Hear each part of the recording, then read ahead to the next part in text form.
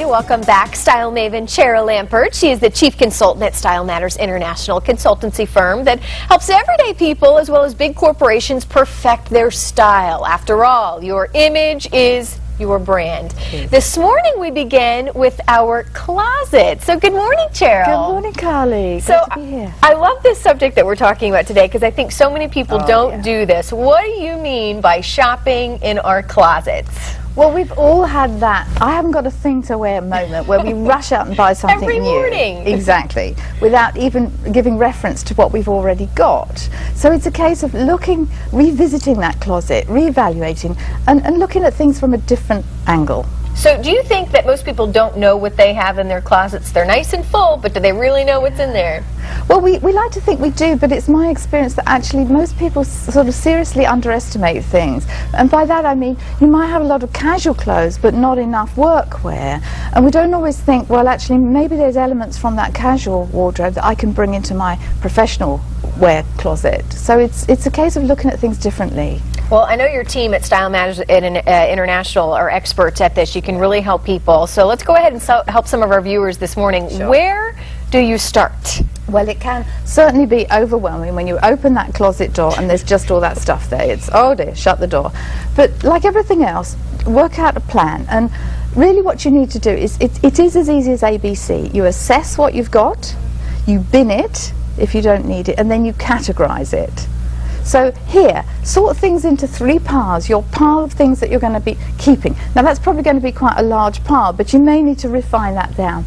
Then decide on the things that are going. They can be recycled, they can go to thrift or consignment stores, and don't forget you can offset those donations against tax. And then you need to categorize. What about those things that belong elsewhere? If you've got suitcases in your closet, they really don't need to be there. Unless you're using something constantly, it should be stored elsewhere. And I love this because less is more, and I think when there's less stuff in your closet, you can see what's in there. Absolutely, yeah. All right, so we put the stuff back in the closet, and what's your next advice there once we start putting it back? Well, now you can relax because that's the fun bit. So start off with your 10 favorite pieces. 10? Just 10? 10? Well, start off with 10. So the 10 favorite pieces are things that are relevant to you, why you like them. And then every time you put one back in the closet, think, what other 3 pieces can I put this with? For example, here I've got an outfit with just a plain blazer, a white tee and pants. The first one I put a necklace on, the second one I've added a belt, and then the third one a scarf around the neck.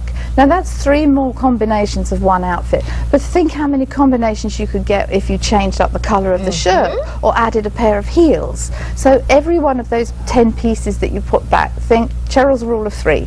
What other 3 things can I combine this with? And I think that's good when you're shopping too, and maybe when you're buying something that you can keep that in mind as well, as maybe I have something in my closet I can pair that with as well. Yeah.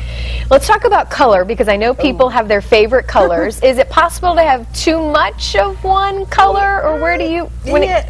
So a lot of people have a lot of black in their closets, and that's not necessarily wrong, but you know, and it's good to have those basics. You can always build from those neutral basics, but nobody needs 50 pairs of white pants. Really, they don't. So what you have to think about is my core basics, and then add some color or some animal print. That's always there. But the key with animal print is keep it very to one piece. You're not supposed to look like you're Tarzan or Jane. It's really a reference to that. So a pair of shoes, a purse, or a cardigan, maybe. And I think animal prints can be, you know, worn with a couple different colors. It goes back to that mixing and matching, which can be a lot of fun. And they really add a nice impact point, you know, but only a small piece at a time. Less is definitely more in that case. And the same with a really vibrant color. A pop of it has more impact than a whole load of it in one go. But that's when you can start adding in the color to those basic neutrals.